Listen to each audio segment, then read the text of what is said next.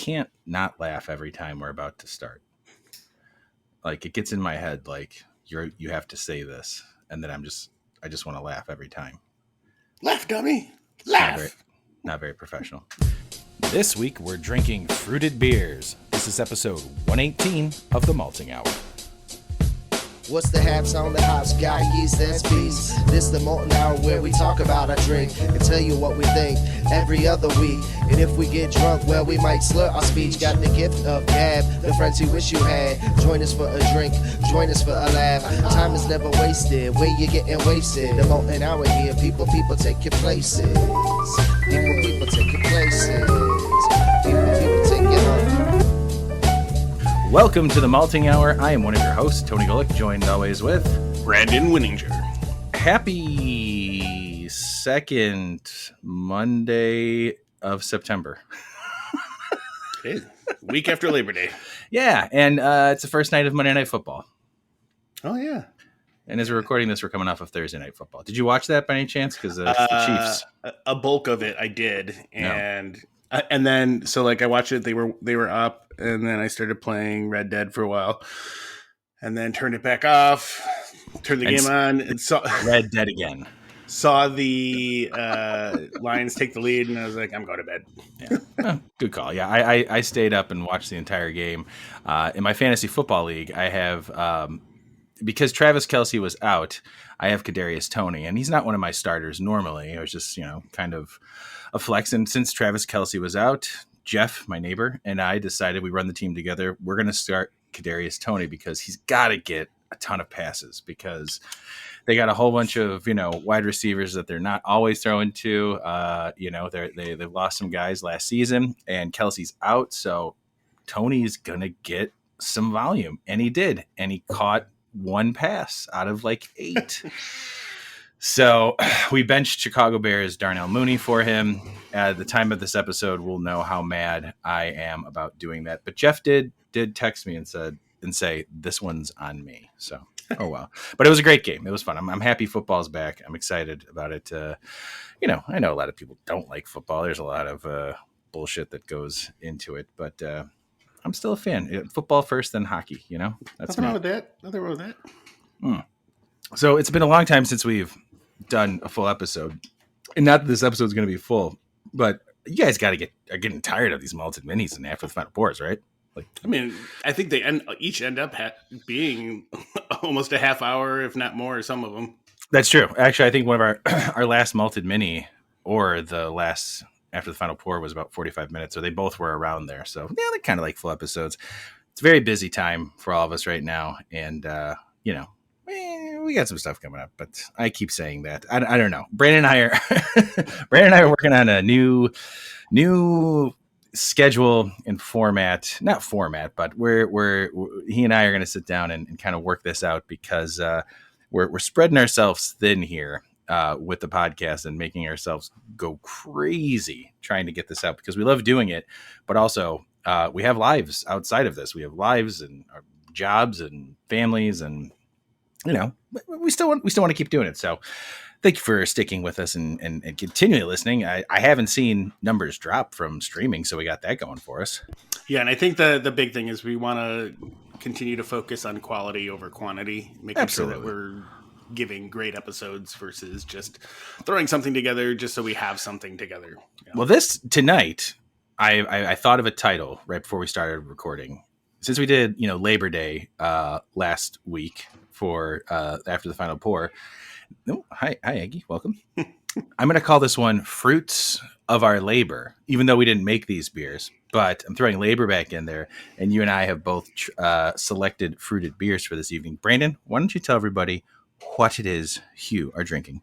I am drinking New Glarus Brewing Company's Strawberry Rhubarb. Yes, I love that beer so much. So I'll read the description. Teased from the loom by the kiss of the sun, Mom's Strawberry Rhubarb delights are the happy memories of childhood. Diploma Master Brewer Dan employed juicy sweet strawberries to tame the barbaric wild tart fermentation of rhubarb. Escaped from the far corners of neighboring yards, local rhubarb was incorporated into the wild sour fermentation to create this drinkable dream. bright, sour, and effervescent. Toast chilled and cold to bright skies, fireflies, bare feet, and rhubarb pies. I don't know if I've ever had a rhubarb pie. Have you? I have not, but I've had. My aunt used to make these strawberry rhubarb bars Ooh. because she grows up at their lake house, which is like right down the road from my dad's lake house. Like she grows. That's up in rhubarbs. Wisconsin? No, it's in northern Wisconsin, like just outside of Gurney. Oh, okay. And she was growing this was a couple years ago. I remember she planted the rhubarb. I don't know if you have to plant it again every year or if it just regrows, but whatever it was like May, and we were, I think, putting the peers in, and I went out back and I was like, what the hell is this? She goes, it's the rhubarb. It's already in. And it was like 8 feet tall. It was like massive. I was like, all right, you got some rhubarb. So yeah, I definitely have not had rhubarb before, but I have had this beer before, and it's a really good beer. One thing about this beer that I always get, and when I first had it, I thought maybe it was just how my palate was that day. There's this like, everybody knows who listens to this show, I got a weird palate sometimes with beers. I call pale ales saisons with Clark. It happens. I get like a smokiness from this beer, not like a heavy smokiness, but like in the back there's a smoke of some sort, and I don't expect anybody else to get it, to be honest. So if you say I don't get it, I totally understand. I'm not getting smokiness, but I'm getting maybe earthiness. I don't know. Yeah, I'm getting a little earthiness, and I think that comes from the rhubarb, probably. Yeah, that's my thought. Yeah, and so like my experience with this beer, this was one of the first New Glarus beers that I had. I think the first thing I had probably was Spotted Cow or something like that. I feel like that's most people's in at least Chicago. And Spotted Cow, this may have even been the first, because I had when I was dating somebody at the time that her family lived out in northern Illinois, and it was like a less than an hour jaunt to get to New Glarus, and she had a really good friend that was into craft beer, and when we were over there, he would come over and he would bring a bunch of different beers, and he would always bring like New Glarus stuff. I think it's the first time I had like the original Goose Island Rare and Goose Island Vanilla. Like he had bottles of those because he knew I liked craft beer, so he would just bring those. But I had this, and I was like, it was probably one of the first like quote unquote sour beers that I actually really enjoyed. And then the interesting thing about this was like shortly thereafter was the first time I learned about the Beer, Bacon, and Cheese Festival. Oh yeah, in New Glarus, and so I got tickets, and we went up there, and we were like not the first people there, but we were there before like the crowds came in. And wait a minute. You've been to the Beer, Bacon, and Cheese Festival without me? Yeah, years ago. You son of a bitch! I thought I told you that. No, but now I feel like you're cheating on me. In the past. So when I went, so the interesting about it though, when I went, we checked in, and New Glarus had a station there, and this giant fucking fruit press. And if you at that time, if you brought in a pound of rhubarb, you got into the fest for free. What? So you would bring the rhubarb, and they would take it, and they were pressing it fresh there to make for this beer. Oh, so man. Like they That's were fun. literally just, they had these big massive bins set up, and they were just, pressing rhubarb like the entire time. But if you came in with a pound of it, you got in for free, which I thought was pretty cool. Yeah, that's awesome. I did not have a pound of rhubarb. I paid for my ticket, but still a good time. Good man. So real quick, I jumped on Untapped to look at my check-ins, and then I looked at your check-ins. I think I'm confusing this beer with a different fruited beer from New Glarus, because nowhere did I mention a smokiness. In fact, when I checked this, I know I've had it before this check-in. I've checked it in 3 times. The first time, would you believe it, was last year, which is weird. And it was on June 12th. I have a feeling that was around the Beer, Bacon, and Cheese Festival. And it was. And then a month later, I checked it and I said, dang, like fresh strawberry jam in beer form. I think I like this more out of a bottle and not as a sample at a beer fest. You picked up a 4-pack of this. I did. If I remember correctly. I checked it in on November 24th saying nice beer to end the holiday. So that was for Yeah. Thanksgiving. I gave it a 4.25 around Thanksgiving. It was a 4.5 on July 17th. And I gave it a 4 in June. So that's why you can't really take my check-ins seriously or anybody else's. Brandon, what do you think? I mean, we're not going to get to your rating now and really talk about it. But back in 2014, February 23rd, 2014, you checked this in. What do you think you gave it? Do you know what you gave it? I know what I gave it. Damn it. I looked it up already. God damn it. Oh, that takes the fun out of that game. But and I would still rate it that like 4.5. That's yeah. what you gave it. Yeah. Well, I mean, I guess I ruined that to say how many rhubarbs would you give it, but I really, if I don't know where everybody, we have tons of listeners from all over the world. If you get a chance to try new Glarus beers, a lot of people will say, Spotted Cow and Moon Man. Moon Man, by the way, is one of my favorite pale ales of all time. It's great to have fresh over there in New Glarus. But my favorite beer from them is the Wisconsin Cherry. The Agreed. Wisconsin Cherry beer. It's what is it? Was it Wisconsin Cherry Red or something like that? Yeah, Wisconsin Cherry Red. I mean, that is like, dude, that's a liquid cherry Jolly Rancher, and I think you still have one too, but I miss the big bottle format of that because it's so much fun to drink out of. Yeah, so when I had strawberry rhubarb for the first time, that was like one of my all-time favorites. When I had the cherry red, that was like the kind of knocked this one out. I would rate them pretty close. You probably did. I'll check. Keep talking. But I do enjoy. I don't know if like in the moment how I would have rated it, but like in my head right now, I'm thinking like it's up there. Oh, it's Wisconsin Belgian Red. Yeah, that's what I was missing. There it is. Wisconsin Belgian Red. I have 10 friends who have checked it in. We're going to go all the way to the bottom to see where Brandon first checked it in, at least on here. Well, duh. A lot of people. 10 check-ins. Not even close to Brandon yet. We're in 2022. Brandon, you checked this in on July 12th, 2022 during probably the Bacon Beer and Cheese Festival.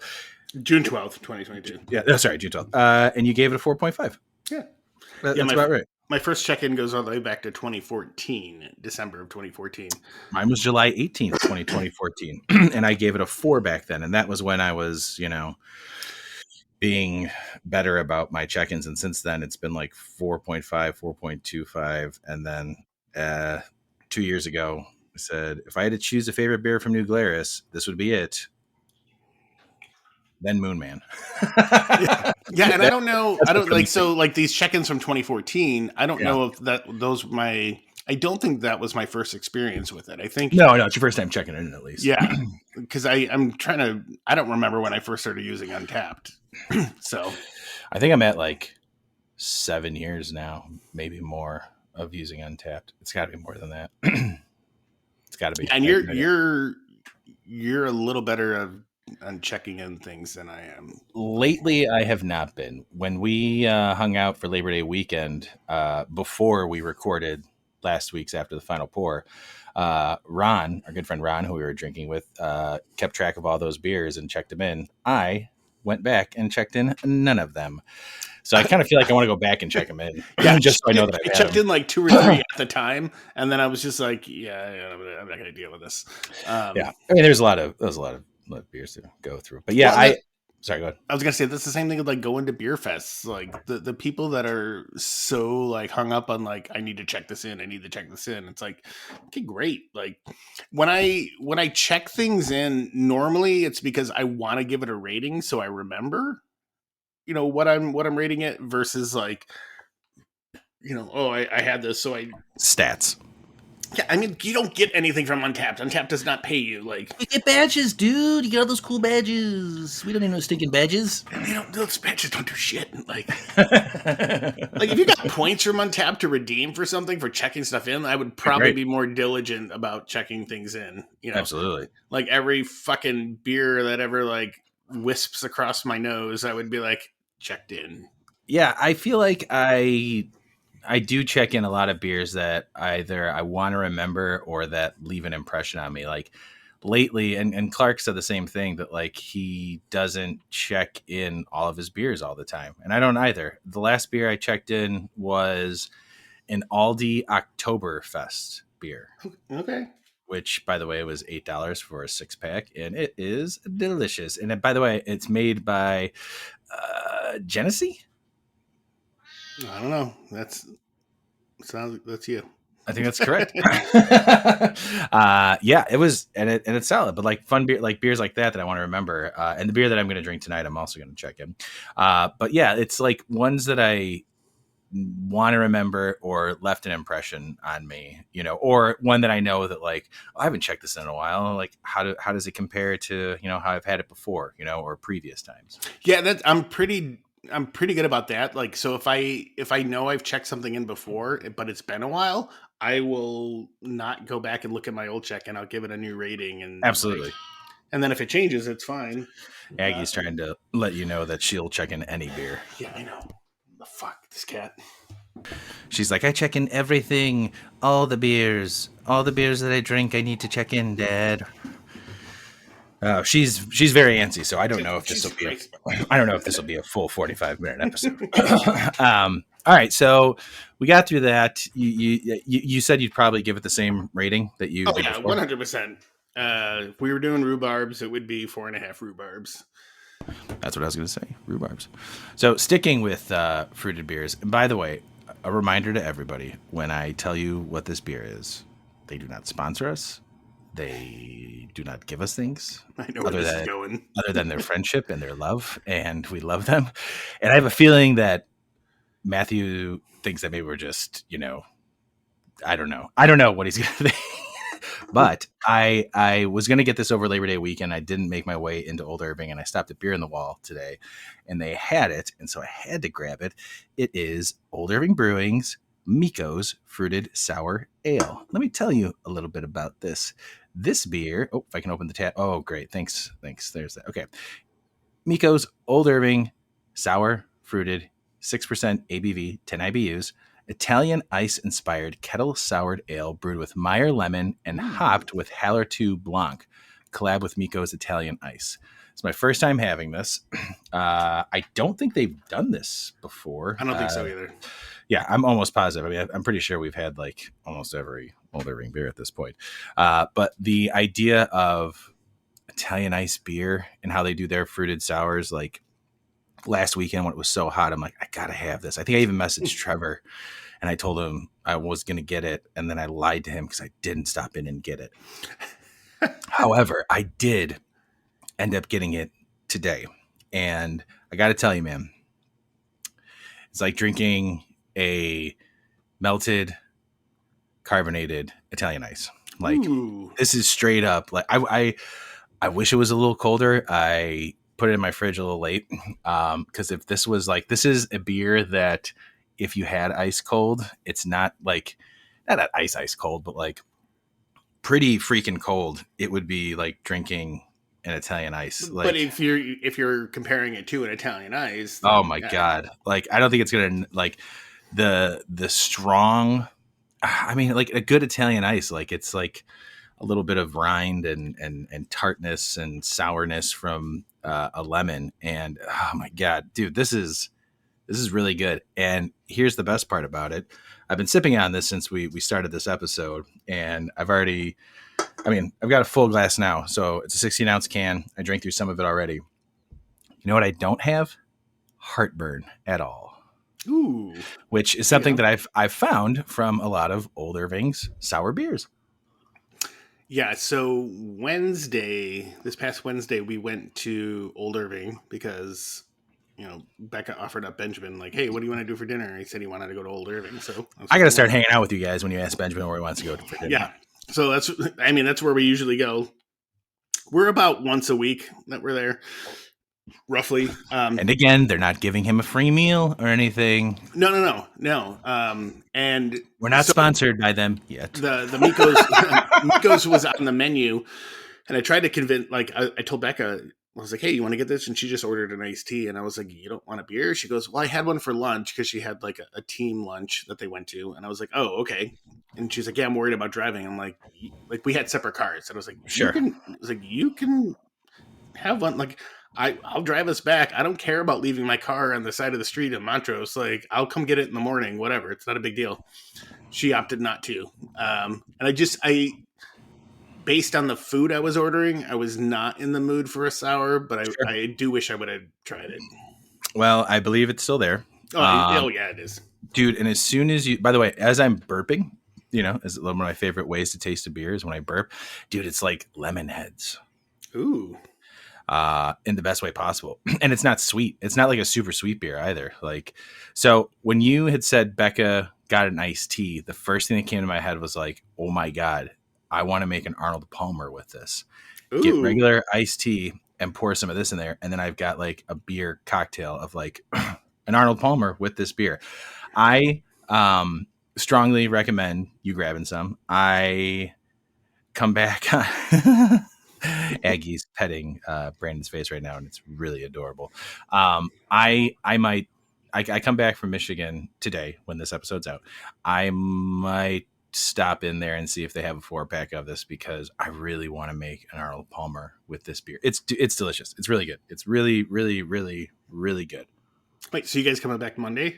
Oh yeah, we're staying up in Michigan for football on Sunday. The first time we're doing a 2-day trip. Ooh. And we're going to bring back some beers. And I think now as we're getting into fall, Clark might just end up on the show with us. I don't know. We'll see. Would it be the first time this year? I don't know. It could be. I still haven't gone back to check, but yeah. But this beer is, man, I was going to say thoroughly impressed, but I'm not not impressed anymore by Old Irving. But I still, man, I can't tell you if I've had not a bad Old Irving beer, but I haven't had an Old Irving beer that I was like, meh, that's okay. Yeah. You know what I mean? Agreed. The other beer that I got from Beer on the Wall, which is another Old Irving beer, was what's the triple IPA with the teddy bear? Oh yeah, I had that. Is it Teddy Bear Apocalypse? Something like that. It is. It's Teddy Bear Apocalypse. So I have that, and I think I'm going to bring that up to. I was not going to drink that tonight. It's a Mosaic and Strata hopped hazy triple IPA with badass artwork. Matthew, this is my reminder to you. You said you had stickers. I would like a sticker of this. But yeah, it's a hazy triple IPA that's 10.1% ABV. So that sounds insane, and I think we're going to try that over the weekend. So.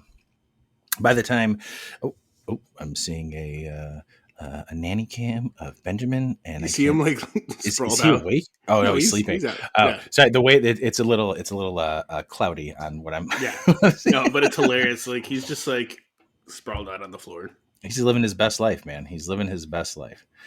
So yeah, I think that I'm gonna give this. What can I give this beer? How many lemons? Lemons. How many Meyer lemons would I give this? Based on the style and what they're going for, man, this is like I don't think I've ever done this before for a sour beer in my entire life. And again, I went and bought this beer. We're not blowing smoke up anybody's butts. We just happen to really like all their beers because they make really good beers. Dude, I'm giving this a solid 5. Ooh. This is... out of all the sour beers I've had from them, even their Cushy series, this topples it, man. I hope this becomes, I don't know how expensive it was for them to make this beer. Yeah. But I hope this becomes a seasonal like summer beer for them, that they make it like each year, because it is just absolutely, dude, they knocked this out of the park. It's so good. It really does. It tastes like an Italian ice. It smells like an Italian ice. And when you burp, it's like lemon heads. I wonder how it would be if you froze it just a little bit, like make a beer cocktail, like a beer. What is it? Slushy. There you go. That'd be really good. Now I'm happy that I'm drinking it tonight, but I should have bought 2 of these because it's going to be like in the 70s. But there's a good chance Clark bought this already. Oh shit! I'll find out. We'll update everybody on the next episode, maybe, if I remember. I don't know, but it's really good. Brandon, if you don't get it, I'll tell you this, if you end up at Old Irving with your son this weekend, it's a possibility. which you probably won't drink a beer while you're there, but if they have it I would. in 4-packs, okay, well then get it, or get a 4-pack, or do both. Oh, I would don't get a care. 4-pack. Yeah, perfect. I'm glad we're on the same page because I really do think that like when I come back, I gotta get more of these, man. I say that a lot about beers, but this is one of the ones where I'm like, ooh, this is what I want to like. There's just sometimes when I want to have a beer that I want something that's like this, where it's fruity and it's not like I'm drinking a beer necessarily, but it's still like drinking a beer, if that makes sense. Yep. It's just refreshing and tasty. It's not too sour. It's not too tart. There's not like a whole lot of sweetness to it. It's just really tasty. Cool. I'm glad. I know that you just put Aggie down, but that was just so funny. Like, cool. Yeah, no, really nice, man. I gotta go. I'm glad that it's good because I was excited when I saw it. And it's funny, I don't know if it was that day. No, it wasn't that day. Maybe I was by myself. Maybe I had Benjamin with me. I was coming down Montrose and I was right in front of the Montrose Blue Line stop and there was traffic. And there was a dude just kind of walking down, strutting, and he had a 4-pack of beer. And I was like, the only place you could be coming from is Old Irving, right? And I was like looking, he was going to the train, and I looked, and it was the lemon beer. I was like, nice. I almost rolled down the window and shouted to him, but I was like, I'm not going to be that guy. Old Irving rules, dude. I really like am enjoying like burping from this beer. It's like I had some lemon heads, man. Nice. It's so good. It's awesome. I love this beer. Hands down, in my opinion, their best sour. And if anybody, you guys can get a hold of this, go get a hold of it, and then let me know what you think, and let me know if if you agree with me, because I'd be hard pressed to think that anybody else who enjoys like ices, lemon ices, or lemon ice would disagree. That would think that this was not perfect. Well, I'm out of beer, so give me 1 second. You're gonna grab another beer? Yeah, no, I'm not gonna grab a new one. I'm just gonna grab something to sip on. Oh, okay. I like that.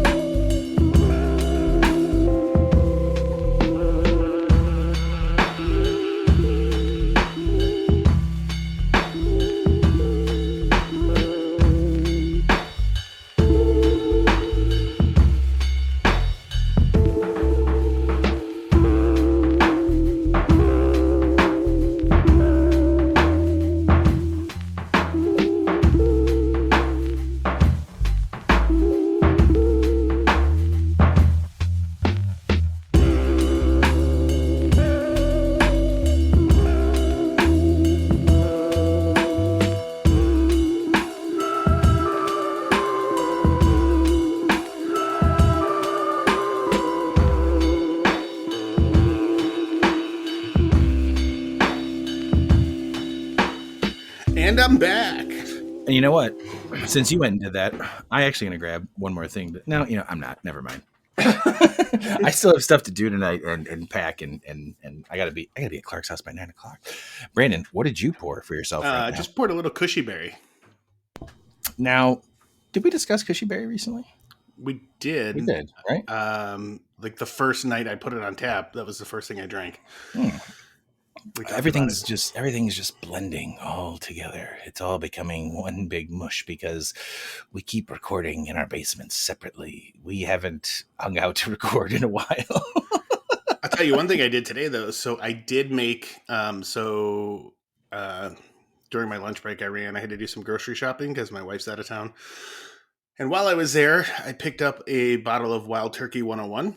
Oh, yes. Yes. Tell the people what's happening. I brought that home last night for dinner. We had made BLTs, and I made a whole pack of bacon, saved all of that bacon fat, and I've currently got the whole bottle of Wild Turkey and like a half a cup of bacon fat sitting in the freezer. Oh, my God. So what I'm going to do tomorrow is I'm going to pull off it's already like separated. So I'm going to pull the fat off, melt that back down, and then separate the bourbon back into a bottle. And there's a recipe for like a breakfast old fashioned that I want to make. Oh my God. You know what? I need to come by just with my Chicago Bears flask, and I need you to just pour some in there so that during a Bears game, I can just whip that out and be like, I've got bacon bourbon. What's that called? Bacon washing or washing the bourbon? Or Fat washing. Was it? Fat washing. Fat washing. Yeah. Something we've seen a lot of. Yeah. And it's funny because like Becca was repulsed by the idea. And I was like, last time we were at Community Tavern, you were the one that told me to get the duck fat washed like old fashioned, and I did. Oh, and it was really fucking good. that sounds amazing. So so not only am I going to be using, have this bourbon for, making these drinks, but also I'm going to then take that fat tomorrow and make a batch of bacon chocolate chip cookies. Oh my God. That have bourbon in them, and then I'm going to use my homemade vanilla extract that has Buffalo Trace in it, and use that to spice it up with the little vanilla. Put in some chopped up bacon, like really fine, and then. The biggest question? I mean, number one, excuse me, that sounds delicious. Number two, are you going to give me one of those cookies before we go to Riot Fest this weekend? Oh, of course. Yeah. Fantastic. Great. That's outstanding. Dude, all that sounds really good. I'm glad that you're trying that out. I'm terrified of doing stuff like that because I feel like I'm going to fuck it up somehow and just be so mad. But I will say this.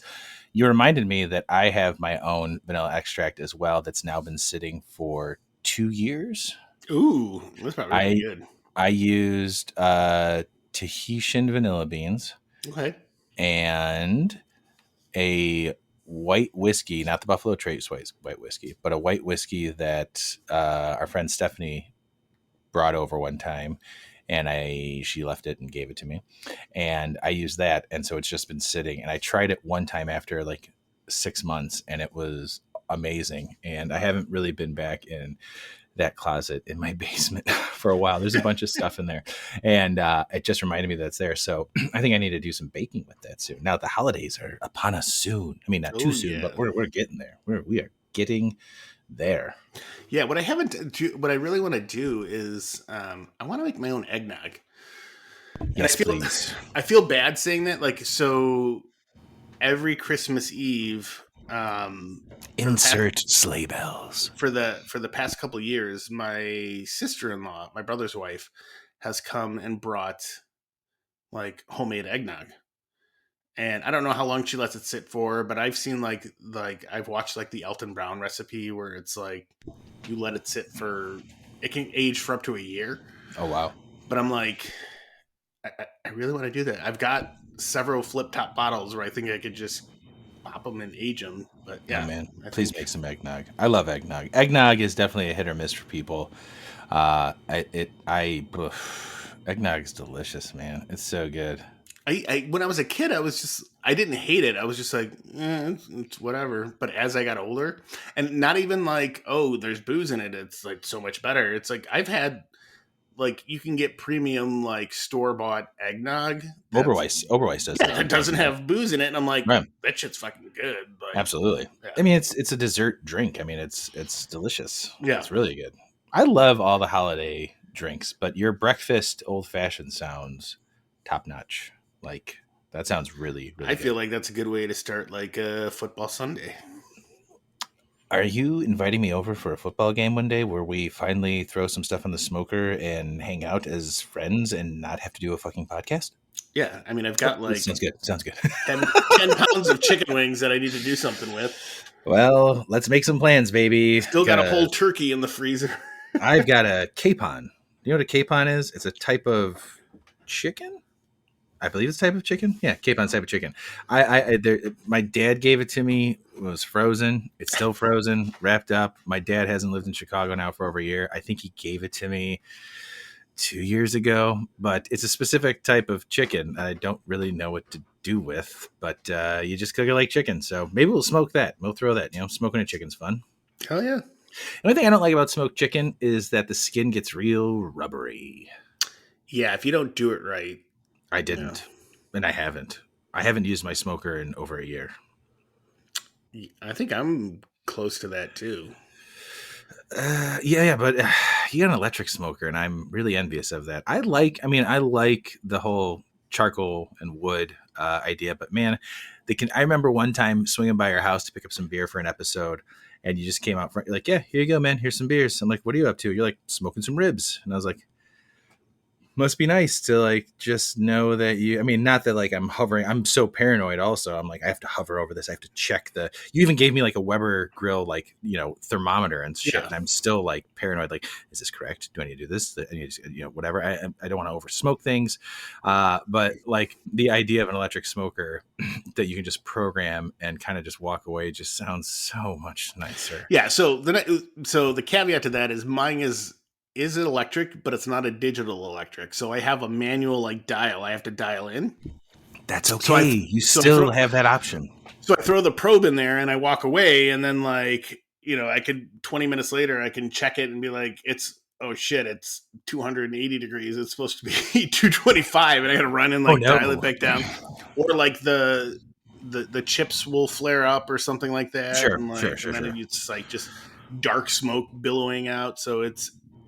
So I've gone to cheater mode. Yeah. And so I use an Amazing Tube now. And oh, yes, that's right. How is that? Dude, I love that thing. So I pack it with pellets.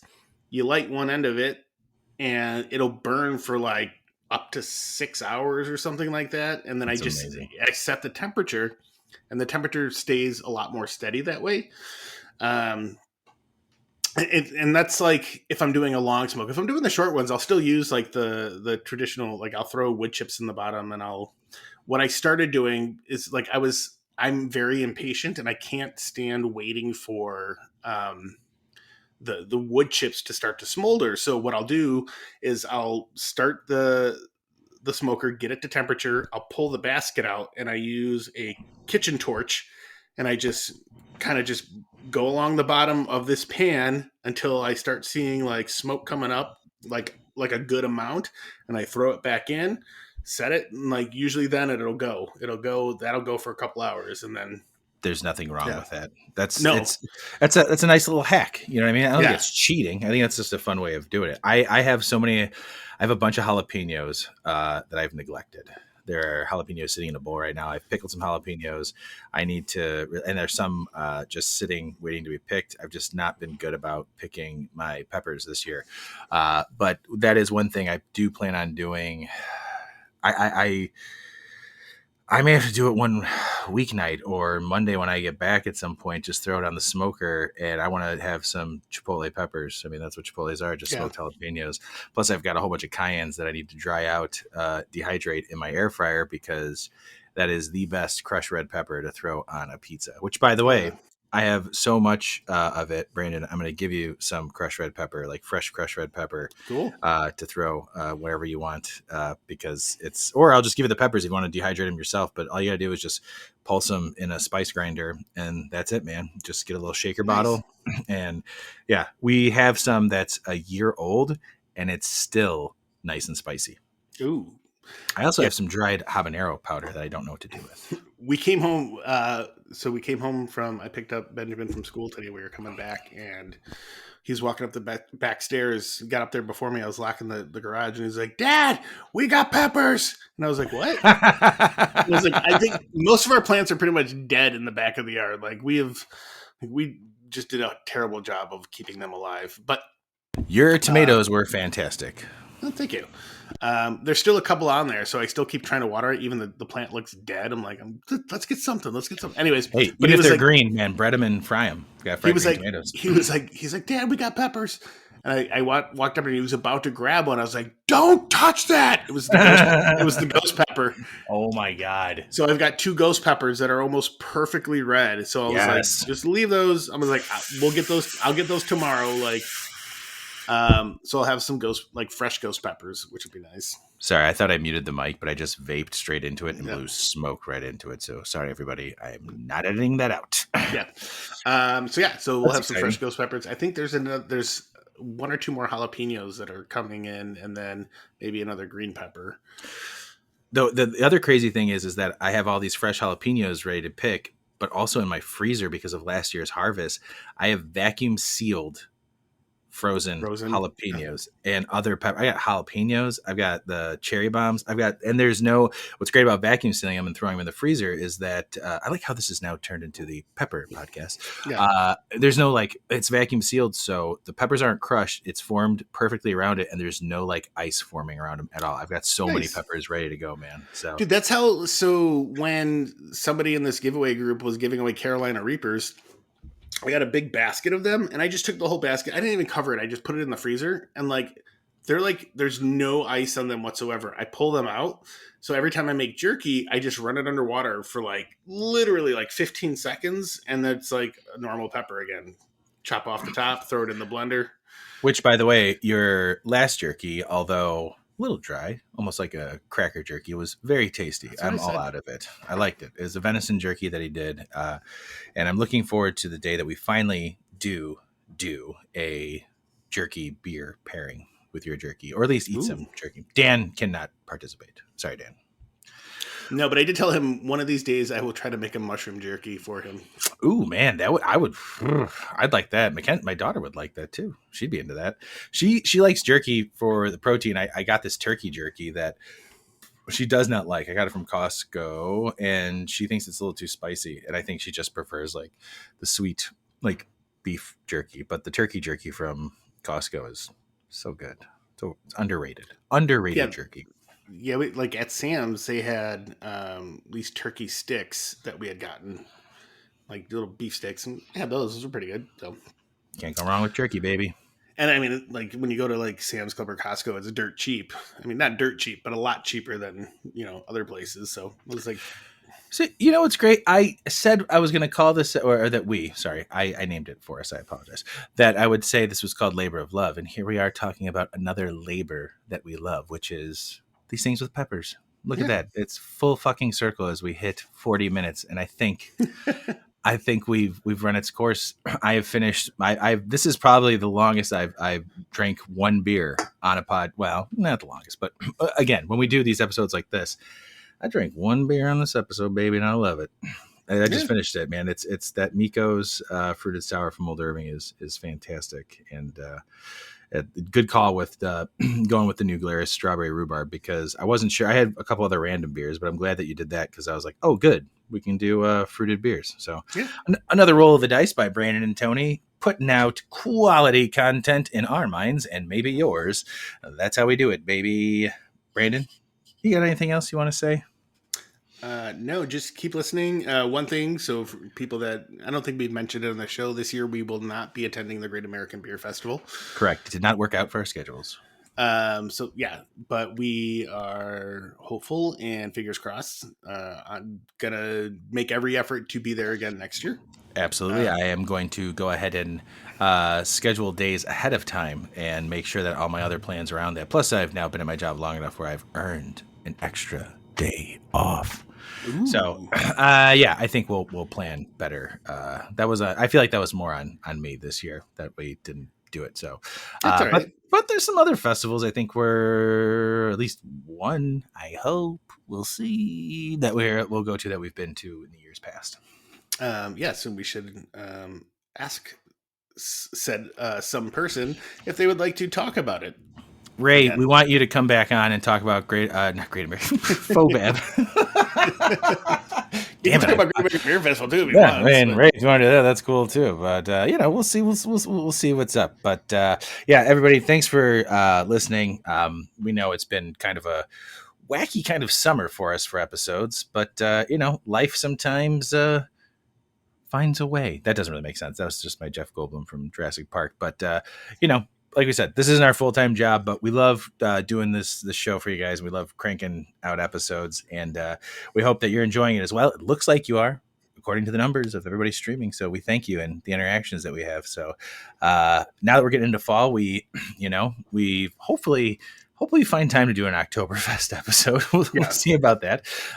Pumpkin beers are coming, and then Christmas beers, and then the Maltese. It'll be even more interesting this year for the Maltese because Clark and Dan have only been on, Dan has only been on so much. Clark, I still don't know if he's even been on an episode this year, maybe in the beginning.